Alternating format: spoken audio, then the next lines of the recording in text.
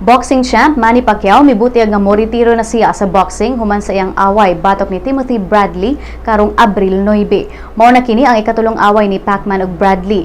Ang duha adunay standing nga 1-1 human sa ilang duha ka away ni adtong 2012 ug 2014. Ug matud ni Pacman, ang away nila ni Bradley karong Abril mao na ang iyang farewell fight.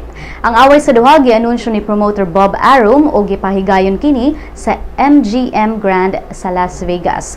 Matud ni top-ranked spokesman Lee Samuels nga ang pay-per-view sa away wala pay opisyal nga pirma apan si Pacman ug Bradley niuyon sa mga termino ug gikatakdang mo pirma puhon. Si Bradley baguhay lang midaog sa iyang away batok Brandon Rios ni atong miaging buwan ug adunay standing nga 33 wins, 1 loss, 1 draw ug 13 knockouts. Samtang si Pacquiao adunay surgery sa iyang tuong kamot human sa iyang away batok Floyd Mayweather Jr. ug adunay standing nga 57 wins, 6 losses, 2 draws ug 38 knockouts.